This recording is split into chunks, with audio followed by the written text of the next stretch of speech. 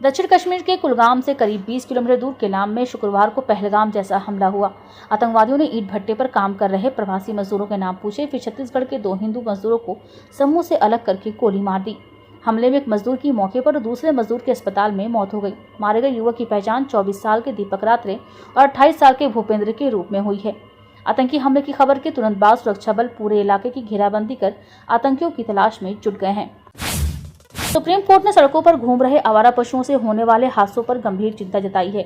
Justice Sanjay Karol और justice N Koteshwar Singh की पीठ ने शुक्रवार को केंद्र और राज्य सरकारों से ऐसे हादसों के पीड़ितों को मुआवजा देने का नियम बनाने को कहा। साथ ही सुझाव दिया कि जरूरत हो तो इसके लिए कानूनों और नियमों में संशोधन भी किया जाए।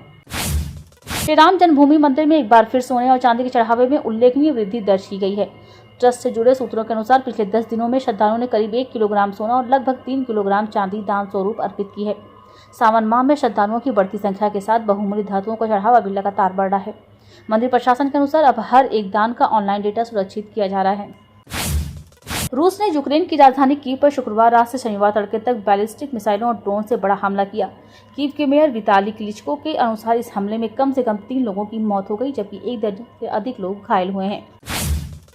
अमेरिका और इजराइल इस हफ्ते ईरान के बिजली संयंत्रों और तेल रिफाइनरों को निशाना बना सकते हैं। शुक्रवार को कैंप डेविड में ट्रंप ने कहा कि हम ईरान पर बहुत जोरदार हमला करेंगे। उन्होंने कहा कि अब उन्हें ईरान पर भरोसा नहीं रहा। जुलाई महीने में 2.11 लाख करोड़ रुपए जीएसटी कलेक्शन हुआ। यह पिछले साल यानी जुलाई 2025 से 15.4% ज्यादा है। पिछले साल जुलाई 2025 में जीएसटी कलेक्शन 1.83 लाख करोड़ रुपए हुआ था। इस महीने सेंट्रल जीएसटी यानी सीजीएसटी का कुल कलेक्शन 39,835 करोड़ रुपए रहा। वहीं स्टेट जीएसटी यानी एसजीएसटी से 47,881 करोड़ रुपए और इंटीग्रेटेड जीएसटी से 1.23 लाख करोड़ रुपए से ज्यादा की कमाई हुई। क्रूड ऑयल की कीमतें अब जब अंतर्राष्ट्रीय बाजार में $135 प्रति बैरल के स्तर पर पहुंच गई थी, तब अगर तेल कंपनियों ने पेट्रोल में एथेनॉल की ब्लेंडिंग न की होती तो दिल्ली में पेट्रोल का भाव लगभग 125 रुपये प्रति लीटर पहुंच गया होता।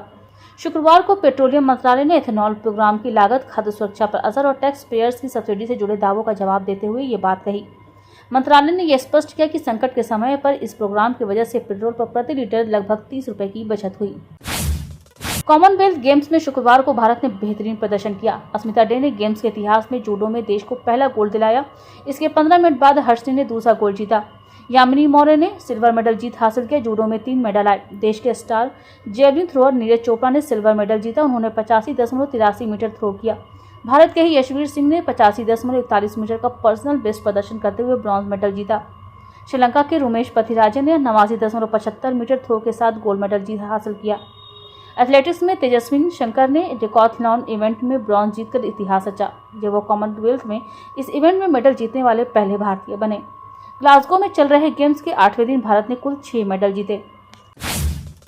कॉमनवेल्थ गेम्स में भारत ने 7वां गोल्ड मेडल जीत लिया है। जैस्मिन लांबोरिया ने वीमेन 57 की कैटेगरी के फाइनल में नॉर्दर्न आयरलैंड की मिकाइला वॉल्स को हराकर गोल्ड जीता। इससे पहले वीमेन्स बॉक्सिंग के 54 वर्ग में प्रीति पवार ने कनाडा की सवाना डोलमागो को हराकर गोल्ड अपने नाम किया था। इसके साथ ही भारत के 7 गोल्ड सहित कुल 27 मेडल हो गए हैं।